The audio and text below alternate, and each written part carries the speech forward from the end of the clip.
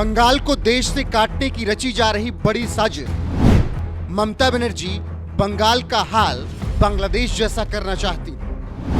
बंगाल, राहुल गांधी, अखिलेश यादव पर इस शख्स को सुनिए।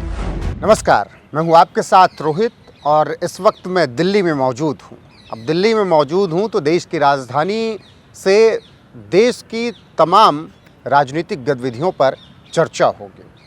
पश्चिम बंगाल को लेकर बात करेंगे, राहुल गांधी जर्मनी गए, वहाँ पर क्या कुछ कहा उस पर चर्चा करेंगे, अखिलेश यादव पर बात होगी, साथ ही बीजेपी को नए कार्यकारी अध्यक्ष भी मिले हैं, उस पर भी चर्चा होगी।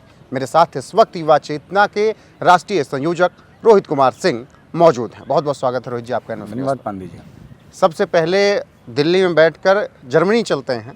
वहाँ पर राहुल गांधी ने कहा कि जो जांच एजेंसियाँ हैं, केंद्रीय एजेंसियाँ हैं, उन पर कब्जा कर रखा है बीजेपी ने और आरएसएस ने।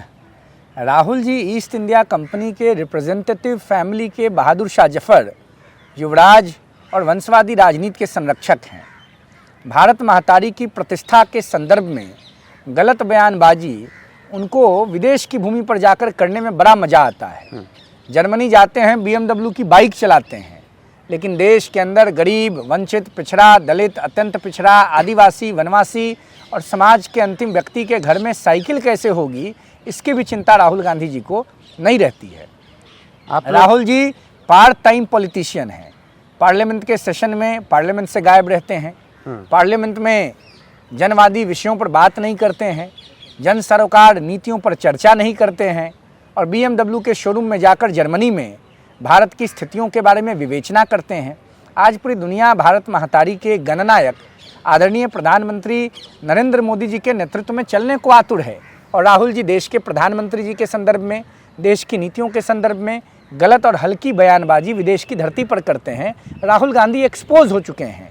राहुल गांधी एक नॉन सीरियस राजनीतिज्ञ हैं। नहीं, कहाँ नॉन सीरियस हैं? उन्होंने सदन में इतने मुद्दे उठाए, सरकार को घेरा। अब जर्मनी जाएं या कहीं जाएं, अपना पर्सनल टाइम तो आदमी व्यतीत क्या घेरते हैं राहुल जी, बताइए आप। राहुल जी ने SIR के मुद्दे पर गलत बयानबाजी की, वोट चोरी का आरोप लगाते हैं। जवाब देंगे राहुल गांधी?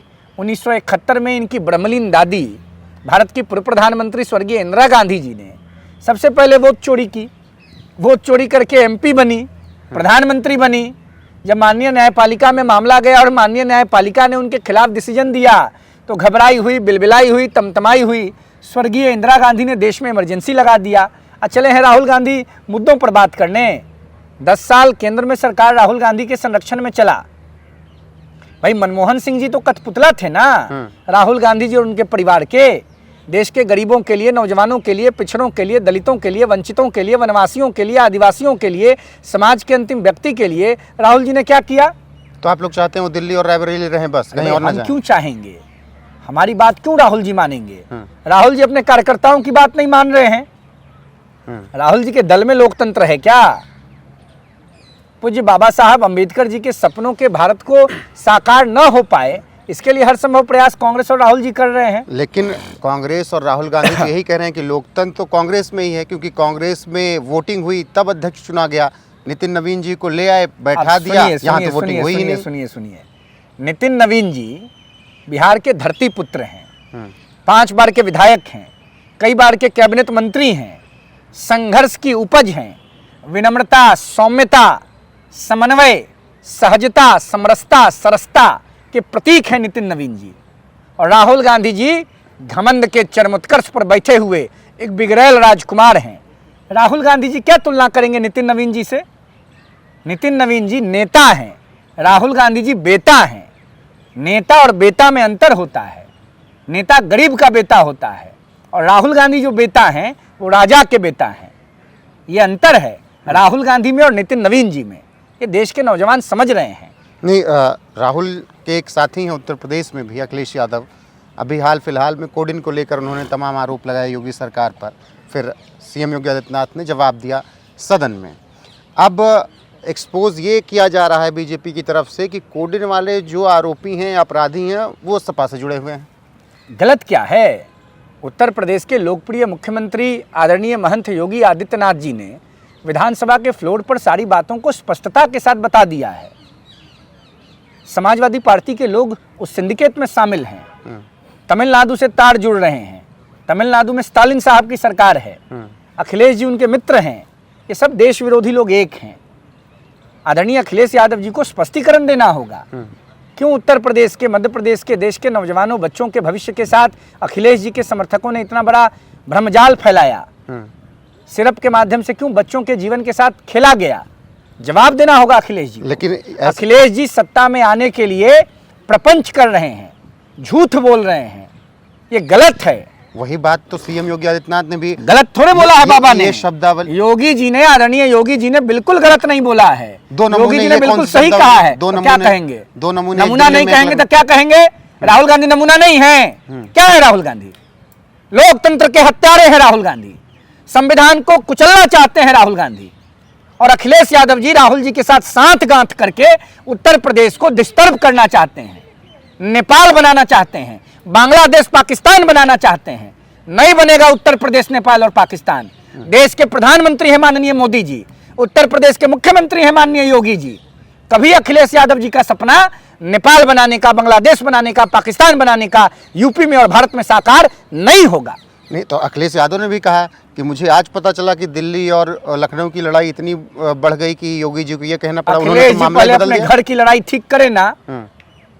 पिताजी का अपमान किया, जिस पिताजी ने मुख्यमंत्री बनाया, जिस चाचा ने विद्यालय पहुंचाया, उस चाचा के सम्मान के अभिमान को तोड़ दिया, परिवार तितर बितर हो गया। आदरणीय अखिलेश जी अपने शासनकाल को याद करें, और जब 5 साल मुख्यमंत्री रहे तो किस प्रकार से अपने निजी परिवार को बेइज्जत किया, इसका विश्लेषण करें, फिर बात करेंगे दूसरे लोगों के बारे में। अच्छा, क्या आपको भी लगता है कि हवन से और हिंदुओं की जो चिताएं जलती हैं उससे प्रदूषण होता है? क्योंकि समाजवादी पार्टी को तो लगता है ये बात। समाजवादी पार्टी को सनातन धर्म से नफरत है। स्वर्गीय मुलायम सिंह यादव जी के नेतृत्व में कार सेवकों पर गोलियां चलवाई गई थी। राम मंदिर का दर्शन करने अभी तक अखिलेश जी नहीं गए। उत्तर प्रदेश के बेटा हैं अखिलेश जी। प्रभु राम विश्व में भारतीयता के प्रतीक पुरुष हैं, और भारत के विश्व स्तर के प्रतीक पुरुष के दर्शन को अब तक अखिलेश यादव जी नहीं गए, तो उनको हिंदुओं के अंतिम संस्कार से, क्रियाकर्म से नफरत तो होगा ही। अखिलेश जी को ज्यादा सम्मान अन्य प्रक्रियाओं से है, कब्रगाह से ज्यादा लगाव है। अब अगर पश्चिम बंगाल की यहीं पर बात करें और साथ में उत्तर प्रदेश, SIR हुआ उत्तर प्रदेश में भी, पश्चिम बंगाल में ममता बनर्जी ने SIR का खूब विरोध किया। लेकिन अब जब 70 लाख लगभग वोटर अभी कटते दिख रहे हैं, तो फिर ममता बनर्जी अब नया ये सिगुफा छोड़ रही हैं कि मुसलमानों को बांट रही है बीजेपी। देखिए, ममता बानर्जी बंगाल की बर्बादी की गाथा लिखने वाली महानायिका हैं। बंगाल को धर्म के चूल्हे में झोंक दिया ममता बानो ने। ममता बानो बंगाल के गरीबों के साथ खेल कर रही हैं। ममता बानो बंगाल को बांग्लादेश बनाना चाहती हैं। यह संभव नहीं होगा। मां माटी मानुष का नारा देकर बंगाल की सत्ता में आई ममता बानर्जी ने बंगाल को खूनी संघर्ष में धकेल दिया। बंगाल के नौजवानों के भविष्य पर कालिख पोत दिया। बंगाल के गरीबों के साथ, वंचितों के साथ, पिछड़ों के साथ, हर वर्ग के लोगों के साथ अन्याय किया। तो धन्यवाद है, अभिनंदन है माननीय प्रधानमंत्री आदरणीय नरेंद्र मोदी जी का कि केंद्र में मोदी जी की सरकार बनी कि बंगाल अभी तक अक्षुण्ण है, बचा हुआ है। नहीं तो बंगाल को भारत के नक्शे से मिटाने का षड्यंत्र जो हो रहा है, उसमें ममता बानो बांग्लादेश और पाकिस्तान के साथ खड़ी है। तो SIR से ये कभी नहीं होगा। बिल्कुल बदलेगा, बदल जाएंगे, बिल्कुल बदलेगा। कैसे? बिहार में बदला ना।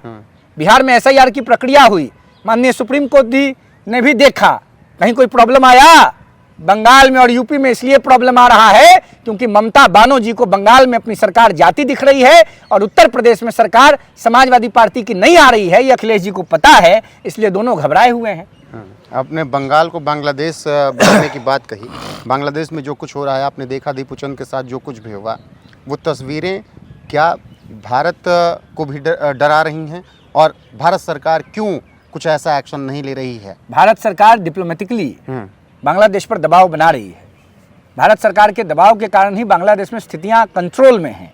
लेकिन ये जो घटना घटी है, इसने सबके शरीर को हिला दिया है, मन मस्तिष्क कांप गया है। मैं हिंदुस्तान के लोगों से अपील करता हूं, सतर्क हो जाइए।